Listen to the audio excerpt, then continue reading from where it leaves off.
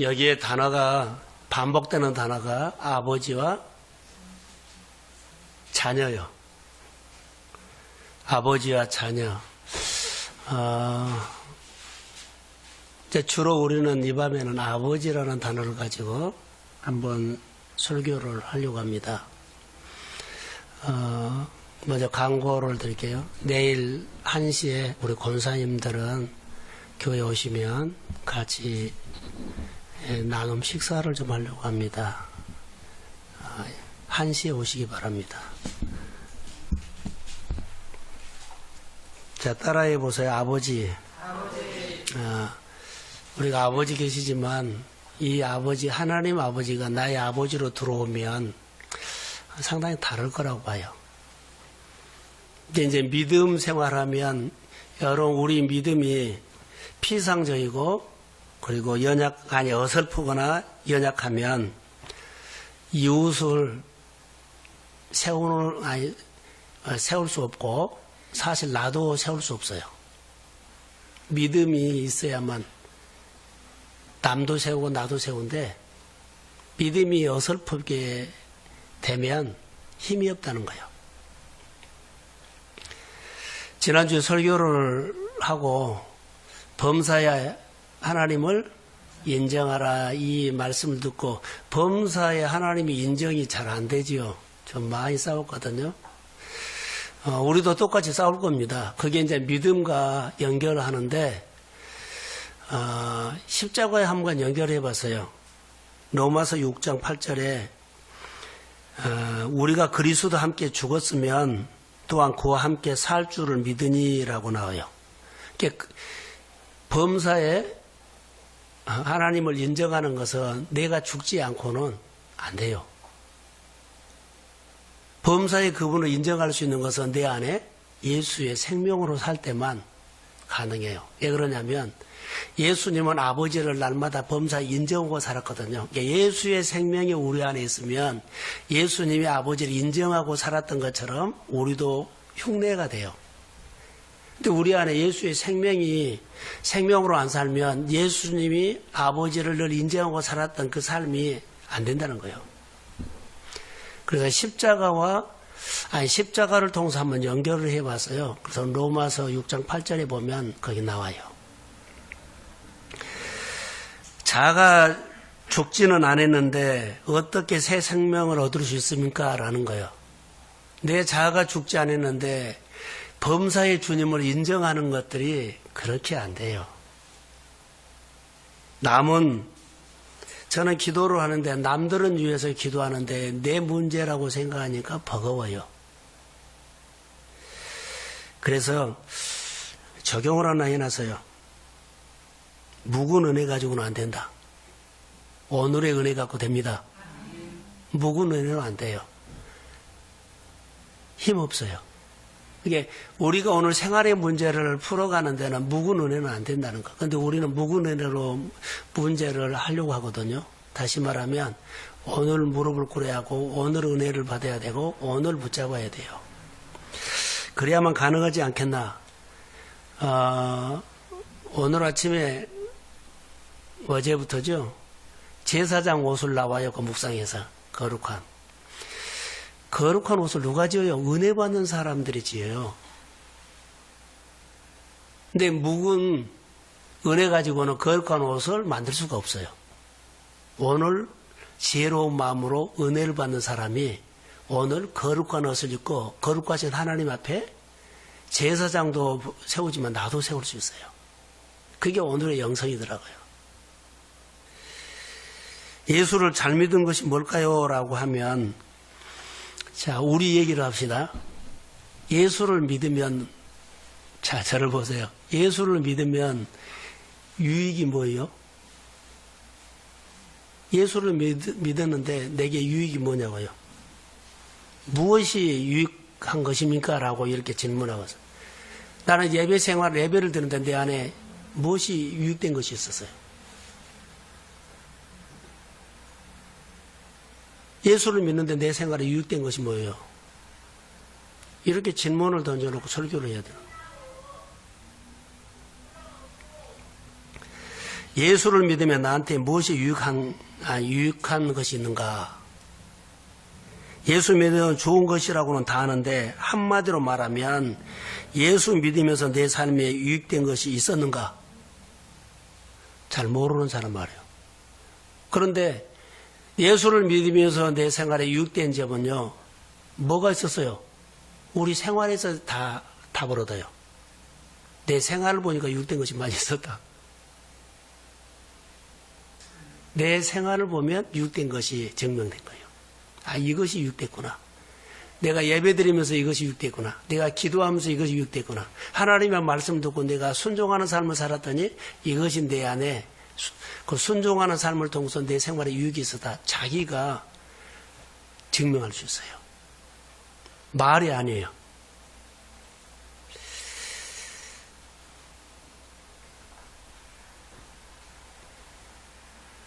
윤경자매, 결혼하고 뭐가 유익된 거 있어요? 내가 봐서는 신랑 데리고 온 거. 예를 들어서입니다. 우리 생활 속에 유익된 것은 이거라는 거예요. 내가 예배 드렸더니 직장 취업이 돼서 유익된 거 있잖아요. 내가 하나님의 유익하게 살았던 내 생활에 이런 변화는 하나님이 해주지 않고는 안 된 거야. 이렇게 내 생활 속에서 찾아보면 있다는 거예요. 이런 생활들이 내 생활 속에 많이 늘 하나님을 경배하고 인정하는 것들이 신앙생활이에요. 그게 중요한 것 같아요. 오늘 14절에 보시면 물론 하나님의 영으로 띄워주세요. 물론 하나님의 영으로 인도함을 받는 사람은 곧 하나님의 아들이라 그러죠. 하나님의 영으로 인도함을 받을 수 있는 사람은 어떤 사람일까요 하면 하나님의 인격적인 분이에요. 예수님도 성령도 인격적인 분이거든요. 하나님의 영으로 인도함을 받는 사람은 저를 보세요. 붙어있으면 우리가 포도나무와 가지에서 붙어있으면 뭐가 나와요? 진액이 나면 은혜가 나한테 오면 내 은혜가 내 마음에 생각나죠. 그럼 내 행동이 돼요. 이것보다 인도함을 받는 거라 그래요. 나는 그렇게 생각해요. 이거 은혜 받고 결단해서 이거 아니에요. 늘 내 안에 진액이 나와서 생활 속에 말씀이 생각나고 그것이 내 행동으로 되는 것을 인도함을 받는 거라고 봐요. 네. 내 안에 성령을 존중하면 성령은 내 안에 끊임없이 나에게 생각도 넣어주고 그리고 깨달음도 주고 긴 거 아닌 것을 때로는 줄 수 있어요. 그래서 내 안에 성령의 인도함을 받는 것은 마음에서 하나님 준 생각을 가지고 내가 성령을 높였더니 성령은 내 안에서 내 안에 도움을 줘요. 말씀을 생각나게 한다든가 문제에 대해서 깨달음을 준다든가 그래가지고 내가 행동하는 것이 하나님의 인도함을 받는 거라고 저는 그렇게 생각하고 싶어요. 이게 마음에서 움직여야 된다는 거죠. 그래서 행동하는 것을 통해서 인도함을 내가 받고 있다. 그래서 그 다음에 보면 무수하는 종의 영을 받지 않고 양자 영을 받아서 행동한다. 이 사람을 누구라고요? 하나님의 자녀라고. 이 사람이 하나님의 자녀예요. 하나님의 자녀는 성령을 통해서 말씀이 내 안에 깨닫게 되죠. 그러면 행동하는 것이 실제 자녀예요. 실제 자녀가 아버지라고 불렀을 때 천지를 창조하신 하나님이 나의 아버지로 확 들어온다면 우리 안에는 나도 모르는 뭐가 와요? 힘이 생겨요. 오늘 본문에는 그런 내용으로 하고 싶어요. 자, 예배를 드리면서 말씀을 드리면서 예수님과 접촉이 됐을 때 우리 마음에 뭐요? 진액이 나온 다음에 울림이 돼요. 마음에 찡하든지 하여튼 뭐가 막 마음에 와요. 이것보다 우리는 진동이 일어난다고 하죠. 감옥 속에 진동이 일어났을 때 다 열려버렸죠. 마음의 진동이 일어나면 감옥에서 열린 것처럼 마음의 진동이 일어나면 우리의 율법이 깨질 줄로 믿습니다. 우리 틀이 깨져버려요. 가정에 내 생활에 나는 이렇게 생각을 하고 있어요. 그래서 마음을 통해서 하나님과 접촉이 되면 울림을 통해서 우리 안에 또 다른 메시지가 온다. 그러면서 내 안에 아버지가 불러져요. 내 입으로 부른 것이 아니라 내 영이 아버지. 여러분도 새벽이라든가 뭐 기도하다가 혼자 기도하다가 울컥하면서 할 때는요, 육신의 아버지를 부른 것이 아니라 내 영이 하나님을 막 목말라 한 것처럼, 그래서 그 소리를 듣고 싶은 것이 아니라 그 소리가 들려서 부른 거예요. 자, 아멘. 우리는 그 소리를 듣고 싶어 하죠. 내가 아버지 앞에 막 울고 울컥하면서 할 때는요, 그 소리가 들려서 내 마음을요, 진동하더라고요. 기도할 때 저는 그런 것을 많이 해요. 안수하다가도 울컥하면 하나님이 마음을 확 넣어줘서 내 안에 들려주죠. 그 소리 듣고 내 마음이 울컥하더라고요. 그래서 하나님의 소리를 들려주셔야 아니라 성령이 줄 때는 그런 경험을 난 해요. 혼자 저녁에 말씀 듣고 붙잡았다가 막 복받칠 때가 올라올 때 가서요. 그러면 내가 하나님의 소리를 들려주라고 한 것이 아니라 들렸을 때 내가 이렇게 마음이 움직이더라고요. 들렸을 때. 이게 억지로 안 울어져요. 억지로 감동이 안 돼요. 하나님의 음성이 내 안에 딱 들어왔을 때 내가 그 하나님의 소리를 듣고 마음이 막 울컥하면서 막 그래요. 이게 감정으로 하는 것과 다르죠. 그러고는 성경 말씀이 올 때가 많아요. 그러면 막 받아쓰죠, 내가. 이게 이런 체험을 묵상을 통해서 제가 하면서 지금 인도함을 받은 것도 어떻게 해요? 성령을 존중하면 마음에서 그렇고 내 마음에 동기가 생겨 행동을 하면 그게 인도함이라고 나는 봐요. 내 안에 계신 성령을 존중했더니 성령이 내 안에 말씀을 깨닫겠다든가 사건을 깨닫겠다든가 그래가지고 나를 움직여가는 거, 결단해갖고 한 것도 있겠지만 성령은 이렇게 움직이더라. 나는 이렇게 경험을 하고 있어요. 기도하거나 말씀 보다가도 이렇게 해요. 근데 우리는 24시간 그렇게 할 수 없잖아요. 또 약해지면 연약함을 갖고 있기 때문에 또 실수해요. 그러지만은 하나님 앞에 은혜를 구할 때는요, 성령은 이런 마음으로 저에게 오더라고요. 그래서 조용한 시간 말씀 붙잡고 씨름하는 거 필요해요. 자, 성경 많이 보고 성경 공부하고 묵상하고 다 필요하거든요. 그러나 꼭 기름 부음이 오기를 주의 이름으로 축복합니다. 그래야만 그분이 기름 부음이 오면은 팍 만져져요. 자, 여러분 보세요. 예수를 믿어야 아니. 그래서 여기 보면 다니엘이라든가 하나님의 사람들이 있는데 왜 예수를 믿어야 합니까? 예수를 믿으면 내게 유익이 있기 때문에. 왜 기도를 해야 합니까? 기도하면 내게 유익이 있기 때문에. 왜 주님과 말씀과 깊이 친밀한 교제를 해야 합니까? 그렇게 하면 내게 유익이 있기 때문에. 내가 주님을 설교했던 것처럼요, 권위를 높여주기 위한, 왜 권위를 높여줍니까? 내 생활에 유익이 있기 때문에.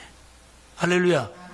그래서 내 생활에 일을 하다가도 관계하다가 거래처라든가 모든 거 하다가도 이렇게 내게 유익이 있기 때문에, 이 문제 가지고 내가 이렇게 하면 유익이 있기 때문에.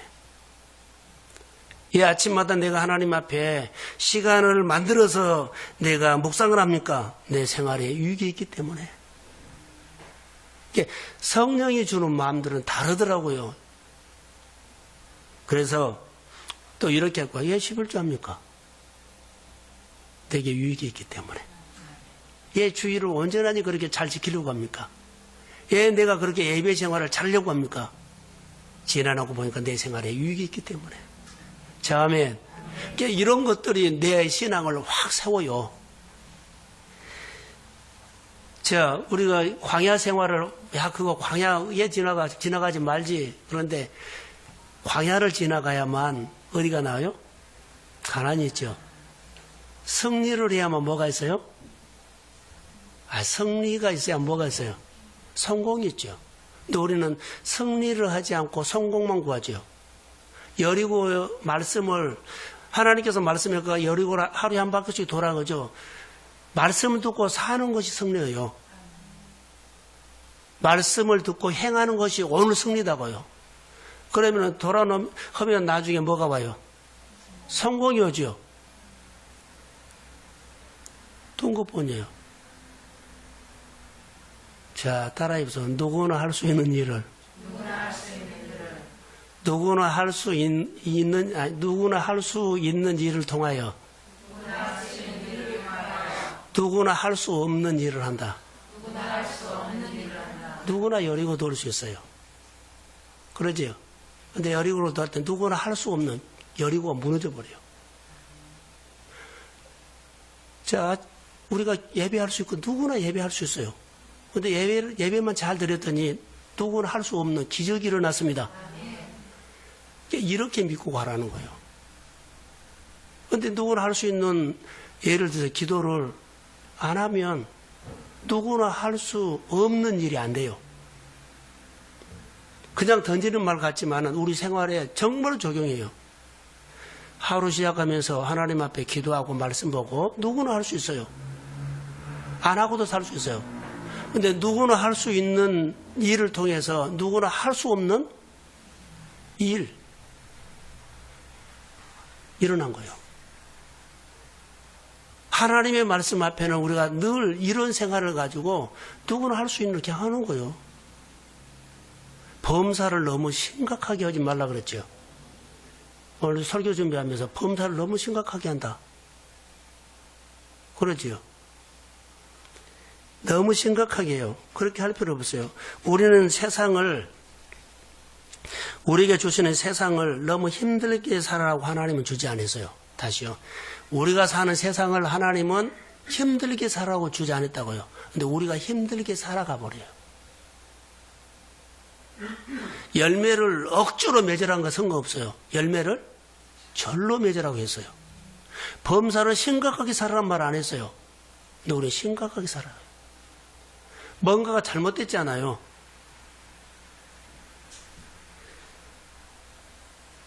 이런 부분들이 왜 이런 문제가 일어날까요? 정체성 문제예요.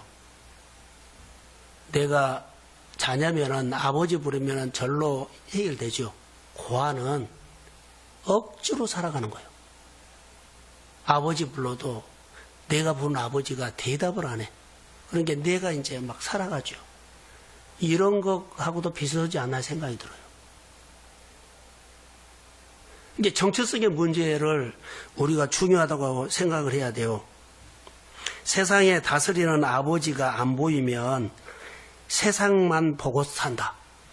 세상을 다스리는 아버지가 안 보이면 세상만 보고 산다.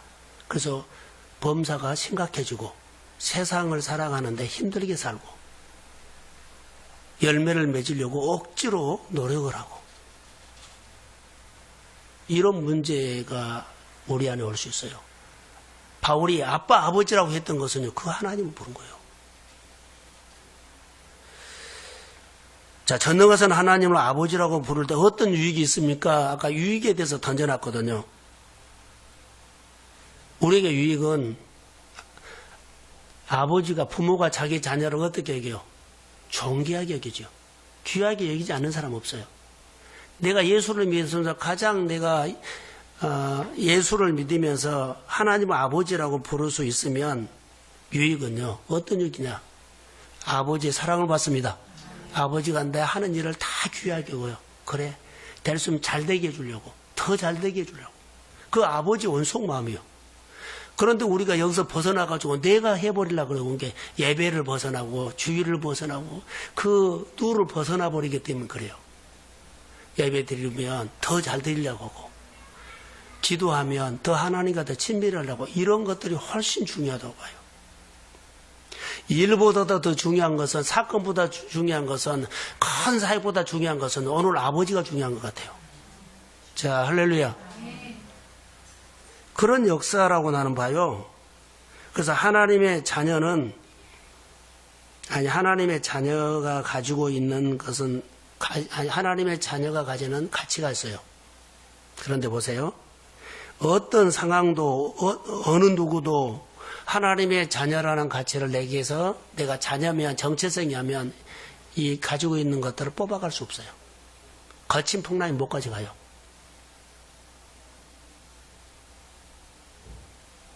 다니엘, 사자굴, 풀무불이 그 못 뽑아가요. 거친 풍랑이 바울 못 무너뜨려요. 하나님의 자녀라는 정체성이 있으면 다 무너뜨리고 뽑아갈 것처럼 보이는데 못 뽑아요. 하나님이 사자굴에서도 하나님의 풍랑 가운데서도 거친 세상 가운데서도 내가 하나님의 자녀라는 것이 분명하면 하나님이 지키십니다. 그래서 자녀의 권세로 거친 세상, 자녀의 권세가 거친 세상의 힘보다 더 강하다. 자녀의 권세가 거친 세상의 힘보다 더 강하다. 다니엘이 하나님의 자녀다면 거친 세상이 뭐예요? 사자굴이나 풀무불이 못 이겨요. 자녀의 권세가 훨씬 강했어요. 누구로 알았다고요? 오늘 본문으로 말하면 아버지를 아는 거예요. 자녀의 권세가 거친 세상이 건드리지 못하게 하나님이 보호하시고 지키십니다. 이 하나님을 알아갔으면 좋을 것 같아요. 그래서 어디를 가든지 어떤 싸움을 하든지 어떤 질병과 돈과 문제와 싸우지 말고 거친 세상의 힘이 자녀의 권세를 이기지 못한다. 너무 힘들죠? 그럼 하나님 앞에 딱 붙어 있어요. 하나님 앞에 가까이 오는 거. 그럼 여기에서 지혜가 나오고 하나님이 이긴다는 겁니다. 우리는 찬양이 그래서 사랑받게 태어난 사람. 그럼 자기가 자기에게 하는 거예요. 나는 전도하게 태어난 사람. 나는 사람들을 세우기 위해 태어난 사람. 나는 하는 일들이 손에 만지기만 하면 잘 되는 사람으로 태어났습니다. 그리고 하는 것마다 10배를 잘 되게 한다든가 죽은 땅만 가면 내가 하면 다 살아납니다. 그러니까 이렇게 위해서 태어났다고. 자기 안에 하나님이 내 자녀라는 권세를 통해서 사용할 때 나는 하는 결박을 푸는 기름 부음을 주세요. 나는 하기만 하면 10배로 잘 되는 기름 부음을 주세요. 나는 하기만 하면 포도송이가 꽉 찬 것처럼 하는 것보다 이렇게 알차게 내 안에 열매가 주렁주렁 맺게 해주세요. 이런 것들을 자기가 노래하는 겁니다. 그러니까 문제 가지고 하지 않고 소망을 가지고 하는 거예요. 이것이 하나님의 사람들이라고 봐요. 그런데 반대로 한번 할게요. 사람들의 마음속에, 우리 마음속에 말은 안 하지만 이런 마음을 많이 가지고 있다 생각이 들어요. 제 생각에.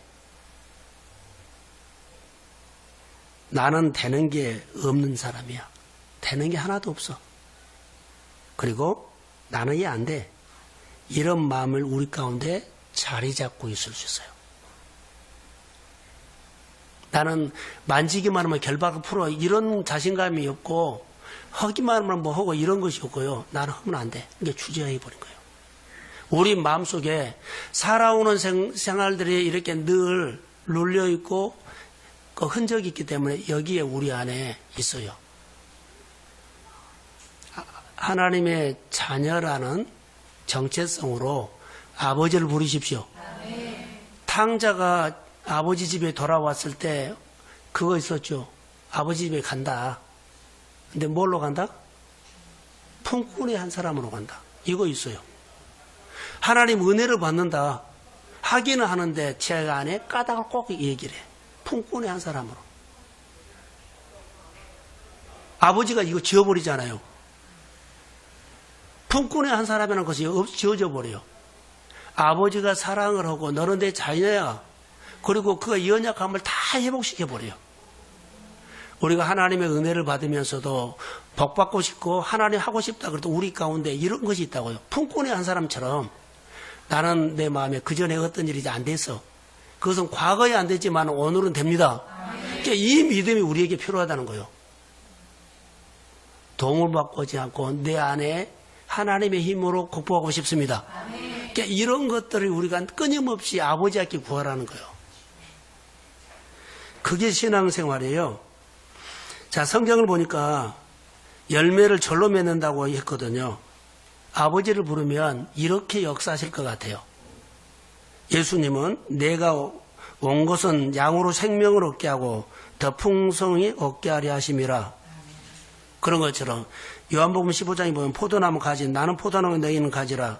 그가 내 안에 내가 그 안에 거하면 사람이 열매를 많이 맺나니 나를 떠나서는 아무것도 할 수 없다. 붙어있으면 열매를 맺습니다.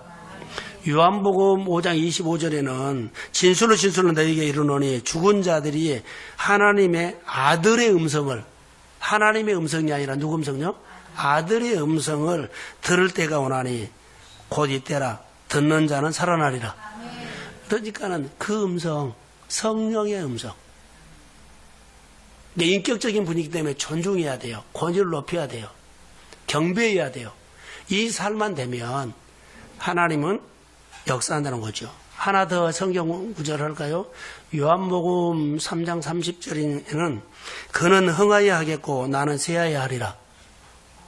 자, 아멘 하세요. 그는 흥해야 되고 나는 늘 하나님을 낮아져야 돼요. 내가 잘난 것이 드러나지 않고 하나님이 드러나야 합니다. 이게 중요하다는 거예요. 그런데 내가 하나님을 아버지라고 부르면 내 영이 살아요. 따라해보세요. 은총 받은 사람. 나는 하나님의 내 영혼에 은총 입어라는 거죠. 내가 아버지를 부르면 아버지의 은총을 입는 사람이 됩니다. 아빠 아버지라고. 아까 탕자 얘기를 했거든요. 탕자가 아버지 집으로 돌아올 때 여러 가지 마음이 교차됐어요. 그런데 아버지가 탕자를 사랑하는 것들을 말로 해서요, 행동으로 했어요. 자, 보세요. 하나님이 내게 왔을 때 가장 우리가 현실을 보고 하나님이 이렇게 하는 것을 봐야 돼요. 음성 못 들어요. 내 환경에서 하나님이 해준 거 보고 내가 사랑받고 있구나. 하나님이 나를 이렇게 귀하게 여기구나. 내 살을 만지고 있구나. 할렐루야. 생활 속에서 보고 늘 인정해야만 또 해주고 그런 것이 뭐냐면 내 눈이 열린다고요. 묵상을 통해서 관찰하면 이것밖에 안 보여. 보면은 쫙 이렇게 시야가 넓어져 버려요. 이것보다 뭐라고 한 줄 아세요? 통찰력. 이게 사보는 사람도 이것밖에 못 봐요. 근데 늘 하다 보면 확 들어와 버려요. 내 생활 속에서 하나님이 해주신 것을 인정하고 하나님이 하셨다고 인정하고 높이십시오. 그러면 계속 열어가요. 그리고 내 마음이 하나님이 안 해줘서 나는 안 돼. 이것이 없어지고 하나님이 하십니다. 이렇게 고백하고 나가는 것이 내 체질이 되고 내 신앙이 된다니까요. 이렇게 하는 것이 결론은 삶의 예배가 돼요. 이 신앙이 우리 가운데 필요하다는 겁니다. 그래서 하나님을 아버지라 부를 때 어떤 유익이 있을까요? 라고 하면 이 밤에 말하면 기도하고 예배예요. 기도하면 인격적인 하나님은 기도하면 아버지는 내 기도를 실제로 듣습니다. 내가 예배라면 내 아버지는 내 예배를 실제로 받습니다. 이게 죽은 하나님 앞에 한다고 하지 않고 살아있는 아버지 옆에 여기 안선양 권사입니다. 안선양 권사 부르면은 대답한 것처럼 내가 하나님을 부르면 하나님은 내 말에 대답합니다. 이렇게 그 하나님이 가슴에 오도록. 그러니까 아버지 부르는 것이 아빠라고 해버린다는 거예요. 고아가 부른 것 대상이 없어요. 아빠를 안 봤기 때문에 고아는 아빠가 어떤 분인지 몰라. 근데 자녀는 알죠. 아빠 소리가 달라. 고아는요, 다 아빠 불러봐, 아버지 불러봐 그런데 그들은 아버지가 누군지를 모르기 때문에 부른데 입술이에요. 근데 자녀는 아빠가 마음이에요. 내가 하나님을 부를 때 하나님을 알고 부르는 것이 그저 중요한데 생활을 통해서 하나님이 알아진다는 거. 그래서 내가 아버지를 부를 때 어떤 유익이 있느냐 하면 기도할 때 유익이 있고 예배할 때 유익이 있다는 것은 내 기도를 들으시고 내 예배를 받으십니다. 아버지가 실제로 예배를 받으시는 것. 자, 그러면 정말 기도는 뭐냐는 거예요. 기도가 뭐요? 진실로 아버지한테 하는 겁니다. 정리할게요. 기도가 뭐요? 그러면 진실로 아버지 앞에 말한 겁니다. 이렇게요. 아버지한테. 고아가 하는 건 대상이 없잖아요. 그러니까 불러라 그러면 그냥 부르는데 대상이 없어요. 자녀는 아버지가 있어요. 기도가 뭐요? 진실로 아버지한테 말한 겁니다. 이것을 내가 마음에서 믿어져야 된다는 거. 그리고 정말로 기도가 뭐냐 하면 이렇게 적용하면 예수의 이름으로 아버지한테 구한 거예요. 예수의 이름으로.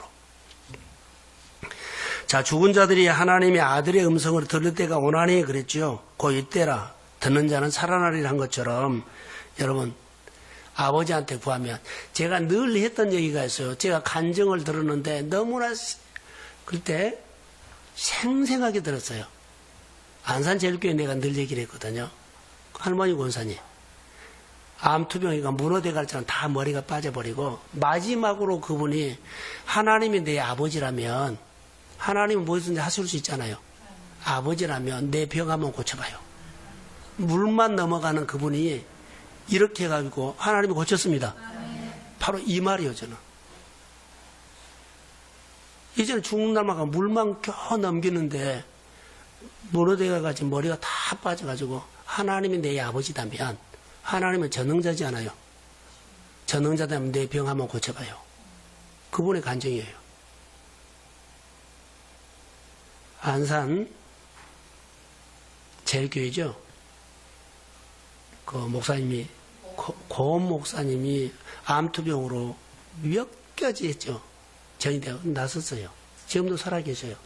근데 그 교회는 이런 은혜가 왔는지 몰라요. 암투병하는 사람들이 조금 전에 간증했던 그분과 똑같이 그런 은혜가 있나 봐요. 많이 나서서 그런 모임이 있답니다.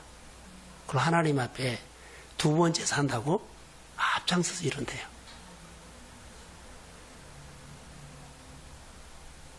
아버지를 불렀더니 이 기도가 필요한 거예요. 이 밤에 우리가 기도하는 것은 아버지를 아셔야 합니다. 아버지만 불러도 된다는 거.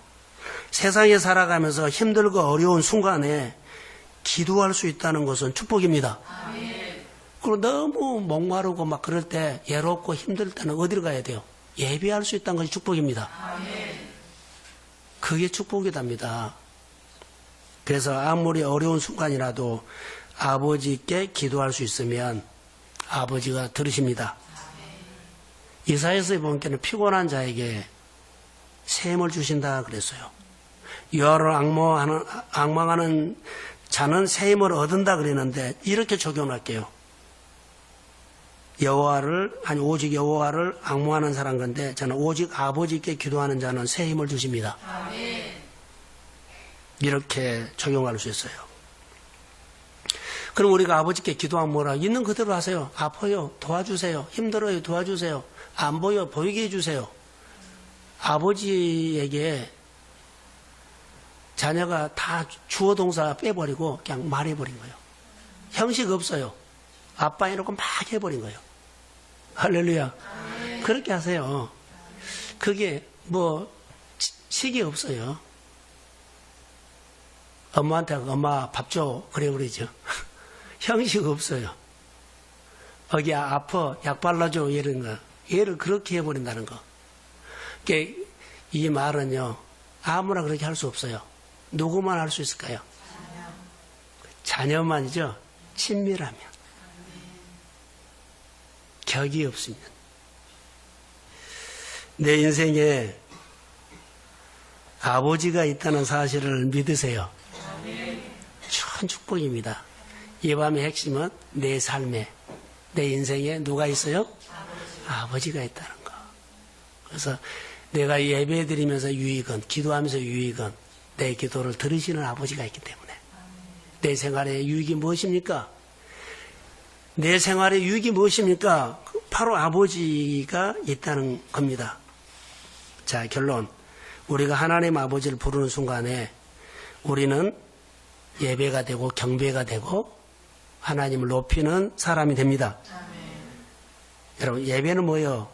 진짜 나를 사랑하는 분 앞에 가서 사랑을 고백하는 것이 예배예요.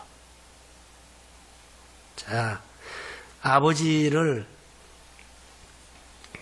내가 사랑한다고 몸으로 행동으로 고백하는 것이 삶의 예배다는 것. 예배가 뭐라고요? 내가 아버지를 사랑한다고 아버지 앞에 가서 사는 것. 그것이 예배예요. 자, 아버지를 내가 사랑하는 고백이 삶의 예배예요. 사랑받으면서도 사랑받지 않는 자처럼 살지 말라는 거. 사랑받았으면 사랑받았다고 인정하십시오. 그리고 아버지 앞에 사는 거. 은혜를 받았으면 은혜 받았다고 해야 되잖아요. 그런 것처럼 하나님이 내가 기도해서 하나님이 응답했거든요. 근데 응답했는데 응답 안 받은 것처럼 자기가 열심히 살아서 일을 해낸 것처럼 말하면 안 된다는 거. 기도해놓고 일이 됐어요. 그러면 하나님이 해준 건데 인정하지 않고 열심히 살아서 됐다고 하면 안 되죠. 그건 사랑 고백이 아니죠. 작은 것이라도 나는 100개를 원했는데 하나를 해줬어요. 못 미쳐요. 택도 없어요. 하나님이 주신 겁니다. 아멘. 앞으로 100개로 점점 채워주십시오. 아멘. 삶의 예배로 하나님을 범사 인정하는 것이 아버지를 찾는 거랍니다. 이 밤에 아버지를 구하는, 아버지께 기도하는 우리 기도가 되기를 주의 이름으로 축복합니다. 나오십시오. 하나님 감사합니다. 감사합니다. 주를 찬양합니다. 주께서 영광을 받아주시고 이 밤에 기도할 때 성령이 임할지어다. 예수님의 이름으로 기도합니다.